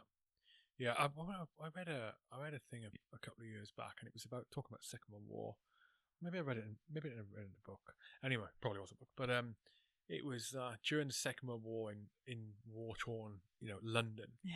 Suicide rates went down. Yes. They were like the lowest they'd ever been. Yes. Ever been. Yep, exactly. And I think it's because this is not me, my history degree or like psychology degree. I think part of it has got to do with the fact that your priorities and what you need to do and what motivates you to do things in life and your responsibilities go from being maybe 10 or 15 things in your daily life or your weekly life to maybe 2 or 3. And those 2 or 3 are get food, get shelter, and don't get killed by a bomb or what. Look after my kids. It was after the Blitz, I think it was, right? The Blitz, yeah. Okay, right. So it's always a common. Yeah. But I think I remember hearing or reading about it myself too, and I think the most important explanatory factor that whoever was talking about it then said was that people came together to support each other. That's one of the reasons why, for example, also when we go through financial depression, is that the term? That people actually, the suicide rates go down because everybody's in it together. We're all losing money. We're all stressed. We're all in this together. And that actually unites us. And nations come together to fight an external threat. And we suddenly feel united. Did that happen during COVID? Did the suicide rates lower during COVID? Now there's a question. I'm not sure, but I think COVID has been a different, like an exception, because that actually isolated us even more. Yeah, that's what I'm asking. Yeah. That's what I'm asking. Yeah. But it was definitely a bit more of a feeling of community. Yeah. Even if you just, I don't know what it was like in Finland, but UK was at one point we were standing outside clapping for the NHS every Thursday. Yeah, that's right. I'm going to just Google the suicide rate. But that's I think that's a massive thing about the Finnish nation in general, that we are, as family systems, we are much more isolated than, for example, when you look at more southern countries like Spain or Italy, that they're more family focused and we are much more individual focused. And I think that's a massive source of depression for us, that there's a lot of isolation and loneliness. It's a huge problem for Finnish people, the sense of loneliness. Loneliness, absolutely. Like it's one of the biggest reasons for suicide in people 65 and older, because they're lonely. Are there more single people in Finland?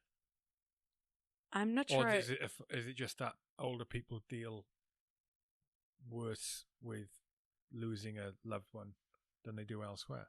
Yeah, but I think it's like if you're an older person and you lose your loved one, but you don't have the family around you to support you after that, then that's what gets to you. And so it's this chronic epidemic of loneliness that we have in Finland that is a massive cause or contributor to the suicide rates that we have. And I think that's one of what's happening now with, like, we are more connected than ever when you think of the social media, but we're also more lonely than ever. They're not real connections, are they? It's not real connection. Absolute nonsense. Yeah. Absolute nonsense. One of my, my favorite time of the week, literally my favorite time of the week is podcast. Yeah. And it's not because podcast, it's because I see the value now in being able to sit down and actually active listening and engaging with someone. Yeah. For what used to be an hour and a quarter, it's 2 hours plus now. Yeah. And I've been doing it for 4 or 5 years. Yeah. And it's almost it's a practice of focus. It's a practice of, it's almost like a meditative state sometimes. Yes. And we don't get to do it anymore. Who does this anymore? Apart from you and I doing this now, I can't think of many other people in my circle who will actually sit down and have a conversation with someone like this on a weekly basis to this length of time, even with the partners. Even with the partners. Oh man, yeah. When does it happen? Yeah, that's true. And it used to happen. It did. And then again, building on from that is how often do we get a chance to sit down and be in our own mind? It's why I think meditation is so much more impactful these days, and yoga is so much more impactful. Yes. Yes. Any form of physical exercise where you're not listening to your headphones, something like that. Yeah. Being in nature, just because you don't do it anymore. Yeah. We used to be people who, before the phones, right? We used to, I don't know, if I was going to go to school, or if my parents were going to go to work, if they're going to get the bus, or if they're going to get in the car with each other. They sit in the car with each other for an hour commuting, talking to each other. Yeah. I go to catch the bus. I sit at the bus stop for 10 minutes, waiting for the bus, doing nothing. Yes. Except being in my own mind. Yes. Yes. That is it. And it's so important. We need that. Our brains need that time to just wander. You don't have to be meditating and fighting your mind. It's just time to allow your mind to wander. And sometimes with the meditation, the intention of focusing on, for example, your breath or somebody's sensation, that has already its own value, that is added value to allowing your mind to wander. But those are so important because, like you mentioned earlier, it's about constantly being bombarded with something our brains need to process that is actually using up so much capacity of our brains that then we don't get to use for creative purposes or actualizing ourselves, to do something that's important for ourselves, to be the best version of ourselves in our relationships or at our works. And that's why our focus is so bad these days. Yeah, our focus is bad, but it's also our ability to engage in a conversation where there's an alternative point of view, and it's an inability to debate or discuss something because most people these days who, let's say, they hold a strong opinion about something, politics, diet, I don't know, activism, feminism, sexual equality, any of these things, they have an opinion. But because they don't allow themselves, they don't give themselves the time to have this processing time away from phone, away from information, they don't understand what they think. They don't understand it, and which means they can't articulate the argument, they can't articulate the discussion, and they also they don't have the ability to be able to realize when actually I was wrong on something and switch back, because they never knew what they thought in the first place. They were voicing an opinion, they didn't know why they thought it. Real problematic. Because that's a real miserable way to exist. It is. And I've been like this, and one of the things that's brought me around from that is the podcast, hearing alternative points of view. But also, and we touch on this off air, and it's that again, back to the emotional side of things.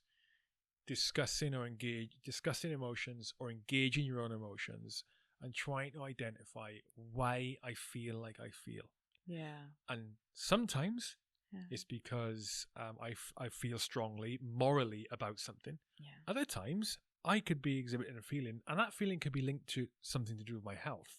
Why do I feel it? Why am I resistant to doing this or feeling that or saying that? Mm-hmm. Why am I not expressing this emotion or that fact or this thing? Mm-hmm. Why am I hiding it? Yeah. Why am I getting angry when this happens? And sometimes it is literally down to the way my body is at that time. Yeah. You know? Such an important thing. No, it is. Way to be, and I think a lot of that is a big contributor to mental health. Yeah. You know? Oh, absolutely. And it's the both extremes. It's about inability to recognize emotions and inability to emotionally regulate. So one extreme is like, and they're connected, right? So if you're unable to recognize emotions and you're unaware of what's going on in your body, then some of it will suddenly boil up and come to your awareness without you even noticing that, oh, that's been there, and suddenly you're already shouting or picking up a fight. And that's already been boiling there for a good time before that, and probably years before that. But you just haven't been aware of it. So it's so important for us to be and to work towards a state of understanding better what's happening within ourselves and to connect to our bodies more. And that comes from the mind-body therapies, to just start to understand that, oh, when I'm angry, I feel a knot in my stomach. Oh, when I'm angry, I notice I put my hands into a fist, or I bite my jaw, or I have bruxism, this grinding of teeth during the nighttime when I'm angry or stressed. So you start to understand all these signals that different emotions or stress will carry in your body, and that's how you might even become more emotionally aware. And that will help with conversations like this, because many of us will become triggered and emotionally reactive, and that's when we disconnect from the logical side of our brain and we disconnect from the conversation. And that makes it more hard to have a balanced conversation with the person with opposite views or different views than yours, and try to truly get to a place of curiosity, like, I wonder what they mean by that, instead of like, that's wrong, Mm-hmm. Mm-hmm. And so then it becomes more of a balanced conversation of people trying to understand and connect, instead of like opposition and trying to attack. Yeah, that's a good point. And the same thing with relationships, right? Like that's exactly where we what happens in relationships. I think there's an increase in mindset among people where every discussion or argument they have, that there is a winning side, there's a losing side, there's a win-lose. Top dog, underdog. It's not the, yeah. Yeah. So it's just not the case. It's a poor mindset to have, and also that feeling that it's not okay to, if someone disagrees with you, it's not okay. Yeah. To disagree. They have to think the same as you. Yes. Talking about crazy. Yeah. It's crazy. Yeah. What do you see is the most common, or one of the more common issues with people's lifestyles at the moment, which impacts health, but which is one of the most easily fixable? Yeah. Probably what we talked about earlier when it comes to the blood sugar regulation. Oh, okay. Oh, really? Okay. Yeah, I would say that is a good place to start with when you want to start to create a virtuous cycle, is to get your blood sugar in order. And that means, because of what I mentioned, there's so many things that would impact negatively, but when you asked what is the easiest thing to do, I would say it's probably that one. So what? Just minimize your sugar intake. So that's a part of it, but I would more so look at how to improve your metabolic health in general. And when we're looking at metabolic health and what impacts that will be regular meal times and whatever that looks like for you. But especially in the beginning, when you start to create that, regular meal times, probably 3 times a day. If you need snacks, then also snacks. And for most people, when we're looking at the science behind metabolic health, a morning to midday type of eating usually benefits most. That sets you up metabolically better for the day and the evening and for metabolic regulation if you eat a protein-rich, hearty breakfast and a proper lunch and then a lighter dinner. For most people, that will work metabolically. Now, there's differences here for men and women. Men tend to fare better with fasting. So when you do intermittent fasting, men do a lot better with that than women because Why not?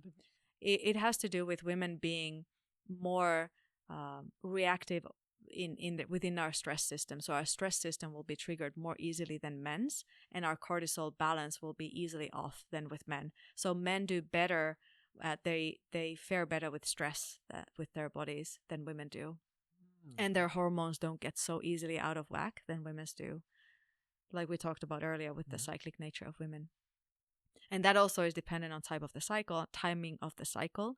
So especially around the periods, women are much more prone to stress because our body's in a more inflammatory state around periods. So that's when we need more rest and nutrition and more nutrition to support our bodies. And during time of ovulation, our body is much more resilient to stress, and then we can push ourselves more. But for men, it's more as a steady state that you are able to. So during ovulation, more resilient to stress. Yes. I didn't know. So that's when women usually tend to do their best training results. They are able to push themselves more. There's also a little bit increased risk of injury, so you need to do more warm-ups, but it's just you are able to push yourself more physically. Why the increased risk of injury? It's to do with the estrogen levels that will influence the mobility of your joints, so there's more a risk of spraining. Yeah. Yes. Yeah. So it's fascinating. Yeah. And these are not like marked in stone, but it's just usually my advice is for women to tune into their bodies and to start to understand their body's rhythm more and to understand when they're more fatigued, and those are the times to support the body more, and when they feel more energetic, then they're able to push it more. But most women are so out of sync with their bodies that they have no idea what's going on. And it's the same for guys, but it's just emphasized in women because we have this cyclic nature that it really changes the hormonal levels. Yeah, I think it's part of the issue is that, you know, on the subjects we're talking about now is like how do I know if I need to make a change? How do I know if my metabolic the metabolically healthy or all unhealthy? over the place? How do I know if my blood sugar balance is all over the Well, place? I think the best way to do that is to experiment and to do the things to get yourself into a stable blood sugar. So what I would advise is get yourself one of those continuous glucose monitors. Really? Yes. They're the round things stuck on the arm? Yes. Okay, right. Okay. So I thought they were nicotine things, and new nicotine things, until someone mentioned it really soon. Like blood sugar. Oh, it's amazing because it works as a biofeedback. You start to, in real time, see that what you just ate, like your blood sugar spiked like that, and then it crashed like that. And man, I was tired when my blood sugar crashed. And then I went for the coffee cup and my blood sugar spiked. And then I crashed again and I had that muffin and then it spiked again. And I got like... It's basically linking your diet to your feelings. Exactly. And you start to get that understanding of, that's why I'm tired. That's why I was cranky. That's why I got angry. And because the way what's happening in our nervous system is directly related to our emotional system. We become more emotionally unstable when our blood sugars are fluctuating. So that's why I'm saying that probably that is the most simplest way to start to get whole body benefits and a virtuous cycle. Because once you start to get the blood sugar in control, your emotional regulation gets better, your stress system starts to get better into balance, and then you have more resources to make other changes, like you start to exercise more. And because you exercise more, you start to crave healthier foods, and when you crave healthier foods, you start to have more energy to sleep better, and so it begins. When you exercise more, you sleep better, and just like all of that. Yeah, I agree. It's one of the things that's sort of been a bit of a life changer for me is that my attitude towards one, being aware of my health, being aware of my state, my mental state, my physical state, but two, how I approach dealing with that. One, it's I need to deal with that, and two, it's I tend to do self-help first. You know, which I think especially most ex-military would say they would do self-help first, but they wouldn't be monitoring themselves enough to realize they should do anything about anything, like levels of stress, anxiety, and things like this. And so, you know, I know people, and there are probably people listening to this podcast who are, you know, they maybe they're ill regularly, maybe they're down in the dumps regularly. Yeah. Maybe down in the dumps. Love the expression. That maybe they maybe they tend to get physically injured and take time to recover regularly. Or constant cravings. Cravings that they're hard anxiety. to fight. Anxiety, Yeah, exactly. sleep issues. And I think basically what you're saying now, your first port of call. You can go to the doctor and get these things checked out. I'm not saying don't do that, but definitely your first port of call needs to be lifestyle change. Yeah. Take a look at your diet. Yes. Take a look at your lifestyle and see what you can change to see if it makes an impact. Yeah. Diet is a simple one. Physical exercise is a simple one. Yes, they're concrete ones. Yeah. Thing is, when you're feeling like shit for a long period of time, they're hard decisions to make, even though it's so easy. Yes. When I'm in periods of really high stress, less an external influence factor like work. If I've got something really stressful going on at work, I know now I need to make extra effort to make time for myself, make sure I do physical exercise, and make sure I eat better than I normally would. But I also know that's the hardest time I'm going to be able to do those things. It's the times I won't want to do it. And at the very minimum, if I'm on a stressful situation day after day after day, the very minimum is what I do. I'll take myself out for a walk. Yeah. And that could be during the day. Yeah. If I'm like, my brain's all over the place and I can't focus. Like, oh my God. And I think change your environment, go and do something different, laptop off, walk out. Yeah. And even just doing that. I know all the other things that come along with that. Setting a mission, achieving the mission, doing something you're supposed to do that you didn't want to do, done. Yes, and then absolutely. Back in, yes.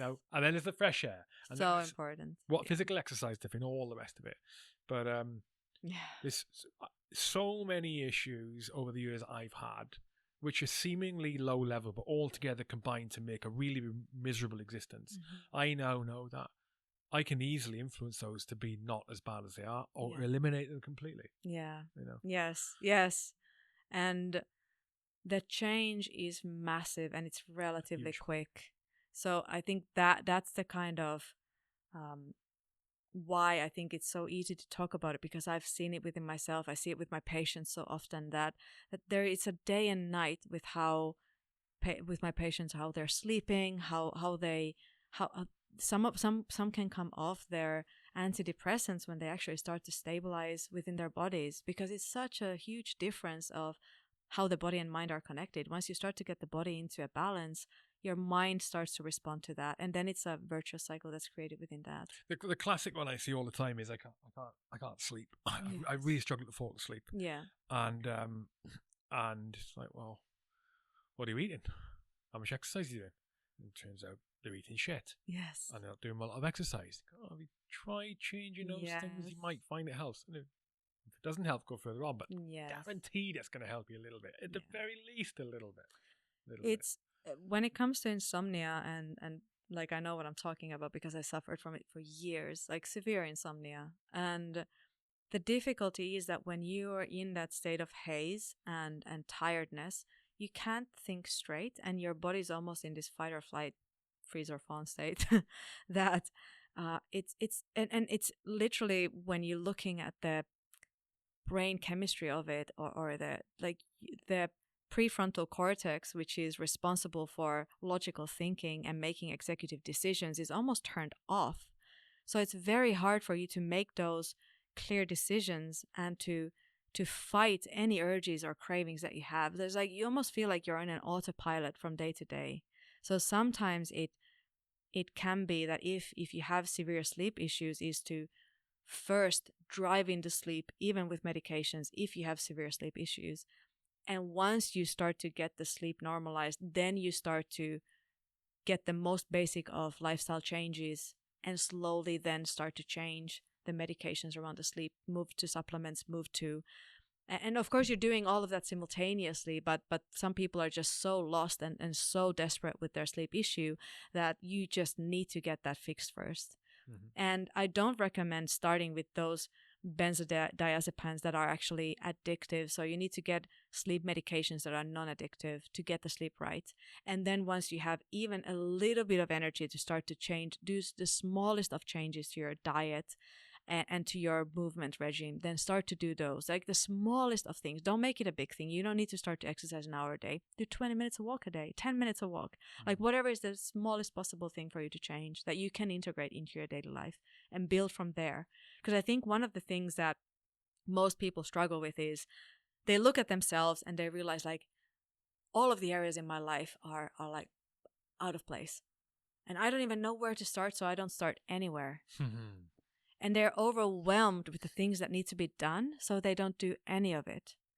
And that's the biggest fallacy, thinking that you need to change all at once. And you don't. You need to do that one change, like one thing. It's like with Alcoholics Anonymous. You don't think of, I need to be without alcohol for the next 30 years. No, you just without alcohol today. Like just today. Like just don't have that drink today. Yeah. And the same making thing. that one decision on the one little piece, one starting thing. anywhere, That's makes all of the rest a little bit closer. And like you said, easier goals. Like you said before, you do that one thing and you feel successful having done that, and you're more confident in taking the next step. And you start building confidence around being able to do things. And then you start to feel better in your body after having done it. And it becomes such a positive feedback loop of, I feel good, I feel confident, I'm able to do this, my body feels better. And you want more of that. Yeah, and it's the other thing is they set the targets too high. Yes. So I need to do more exercise, and they think, well, I need to go out running 5 miles a day, 3 times a week when they've been doing nothing. Yes. Or just quite simply, their routine, their work-life balance at that moment doesn't allow it. Yeah. It's like, and it should allow it, and you probably could allow it, but let's do it a little. Just how about go out for a run? Yes. That's it. Exactly. Not go out for a run this week. Yes. Done. Absolutely. I'm gonna eliminate sugar completely from my diet forever, or I'm not gonna eat any cakes for the next 6 weeks. No. Yeah. That's okay. I'm gonna eat less. Yes. I'm not gonna buy one every day. I'm gonna eat less. 50%. Yeah, 50%. 50% less. Yeah, exactly. For me, a game changer has been. I mean, if you can eliminate it completely, great. Yeah, exactly. Exactly. Yeah, exactly. More power to you. Yeah. But it doesn't need to be. That doesn't need to be the status quo. And for me, a game changer has been with training, because I used to, like I said, I did a lot of competitive training competitive sports before, and with that came like your training session was 1 hour, 1.5 hours, and for me a long time, unless I did an hour at the gym or an hour run or whatever, that wasn't a proper training. And now that my life is so busy, having a startup, having a kid, and just the daily life is quite busy, I cannot think in those terms anymore. So for me, if I get to go to the gym for 20 minutes and do 2 things at the gym, that's amazing. If I get to do a 10-minute high intensity workout before I go to a podcast interview or before I go to work, that's amazing. I need to see that as a success, that it's better to do something than nothing. And it's always better to do something than nothing, even if it is a walk around the block because the meeting went too long and now you don't have a time to do a half-an-hour walk. You do a 5-minute walk. Yeah. You do the smallest of thing you can do, but you do it. And that's the thing you need to start focusing on. You do something, and that's always better than nothing. That's always better than nothing. Yeah, it's great advice. Yeah. And compare yourself to yourself, not to someone else. Yes. Yes. What have we not touched on that you wanted to touch on? I think we just about covered everything we wanted to cover, except for what I hadn't heard is the fight, flight, or fawn. Yes, fight, freeze, or fawn. Yes. Fight, freeze, or fawn. Okay, yes. Very quick. Well, not very quick. Very quickly. Take as long as you want. On the fawn side. So I know fight. Yes. I know flight. I know freeze. You mentioned the icebreaker, fawn. Yes. Which was what? So the circumstance was you were trying to persuade someone to do something. They were in a pretty anxious state and were threatening violence. Yes. Yes. Correct. So. And you were on your own. Yes. So. Those are responses of our nervous system when we are being externally threatened somehow. So we are in some situations that we regard as threatening, and our nervous system kicks into this mode, right? So it's like survival mode. So fight mode, is like we are preparing ourselves to fight back. We're getting aggressive, we're being pumped up and really rising up to challenge. Flight is that we're preparing to run. We notice that the other person is bigger than us, or that we cannot fight this, it's better that we run. So our body is primed to start, like everything, all the muscles are activated for us to fight. Freeze is that we get completely frozen, and that's the animal response to pretending to be dead. That in order for the threat to not notice us or to discard us, that that's like I can somehow pass that. And the fawn is kind of what you see the puppies do. when they see another dog approaching, and then they go to their backs and they show their soft underbelly, like, oh, I'm harmless. Mm-hmm. And it's that often what happens when women are in not women, but also women, but anyone in particular who feels overwhelmed by the external force. And it's of course in relation, because it's a pleasing thing. You try to manipulate the other person who you think as a threat into not attacking you. And that was for me the moment of when I felt threatened by the other person. I went into a mode of trying to show this part that is like, I'm not threatening, I'm your friend. Yes, let's do what you need. Like, whatever I need to do, this. I'm not a challenge. I'm not here to fight you. I agree with you. Let's, like, yes, I'm on your side. Like, let's, like, anything I can do, like this psychological aikido to try to change the situation into, yes, they see that I'm on their side, and I'm doing whatever. I'm with you. Don't harm me. I'm amazed I've never heard of that before. Yeah. It makes total sense. I'm amazed I've never heard of that. Yeah. Yeah. Okay.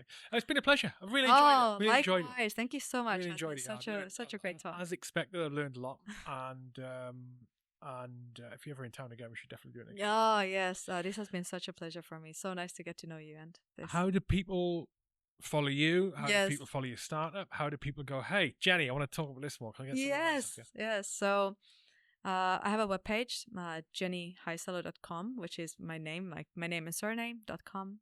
If people want to get in contact, I'm in Instagram, MD Jenni Hyysalo. So JenniHyysalo. Correct. Yeah. Wow, that's impressive. Not an easy name to remember. I think those would be the best avenues. Okay. And from the website, there will be my email address to contact me. Perfect. Thanks again. Thank you so much. Good luck with it. Thank you.